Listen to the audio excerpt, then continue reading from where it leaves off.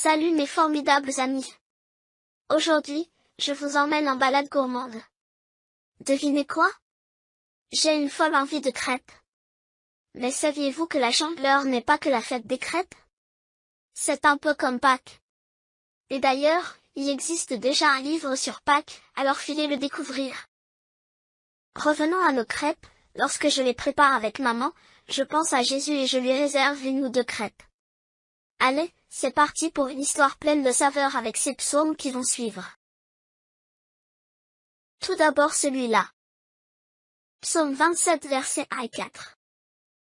L'Éternel est ma lumière et mon salut, de qui aurais-je crainte? L'Éternel est le soutien de ma vie, de qui aurais-je peur? Quand des méchants s'avancent contre moi, pour dévorer ma chair, ce sont mes persécuteurs et mes ennemis qui chancellent et tombent. Et maintenant celui-ci. Psaume 23 versets 1 et 6. L'Éternel est mon berger, je ne manquerai de rien. Il me fait reposer dans de verts pâturages, il me dirige près des eaux paisibles. Il restaure mon âme, il me conduit dans les sentiers de la justice, à cause de son nom. Je vous laisse plonger dans cette histoire captivante, et on se rejoint à la fin pour un petit débrief. Il était une fois, une très gentille et serviable petite fille nommée Emma. Un jour, elle s'approche de sa maman avec une demande spéciale. Maman, est-ce qu'on peut faire des crêpes? C'est la Chandeleur aujourd'hui, n'est-ce pas? Chope ton tablier, je vais chercher le mien et on va mettre les mains dans la pâte si tu es partante. La maman, remplie d'amour pour sa fille, accepta avec joie et se dit qu'elle va profiter de ce moment pour lui expliquer la signification de la Chandeleur pour les chrétiens. Oui, bien sûr ma chérie. La Chandeleur c'est une fête traditionnelle française, célébrée le 2 février de chaque année. Cette fête est associée à la dégustation de crêpes, des galettes fines, et délicieuses souvent garnies de sucre, de confiture, de chocolat ou de fruits. C'est l'occasion parfaite pour réunir famille et amis autour d'une table chaleureuse et conviviale. Mais, tu sais ma chérie, que c'est bien plus que des crêpes? C'est l'espoir, la lumière et l'amour que l'on porte à Jésus.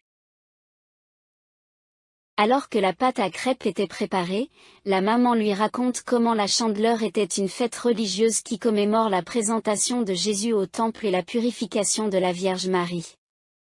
Elle expliqua que cette fête était célébrée le 2 février, 40 jours après Noël.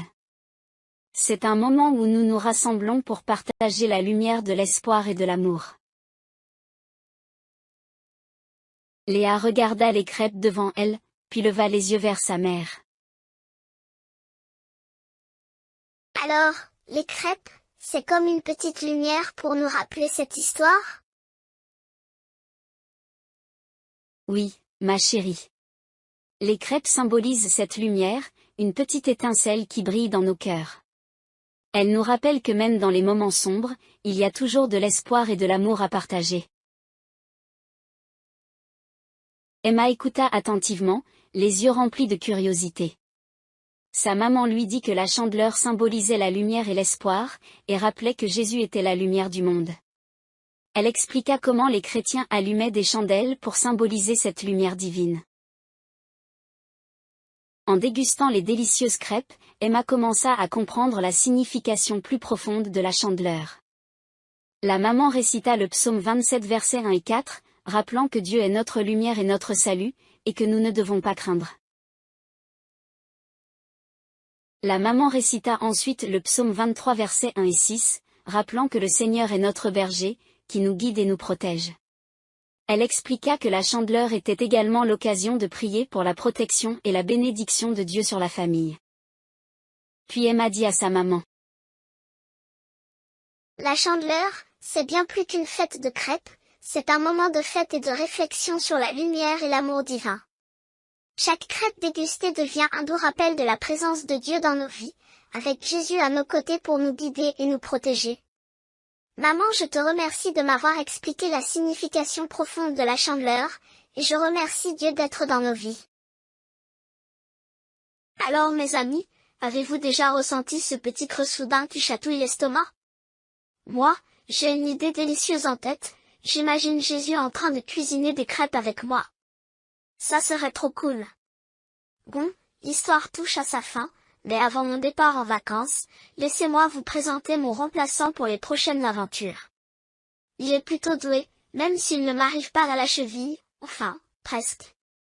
Alors, ne vous inquiétez pas, avec Lucas vous serez entre de bonnes mains. À très bientôt pour de nouvelles histoires aussi fantastiques que celle-ci. Prenez soin de vous, mes formidables amis, et que la grâce divine vous accompagne toujours.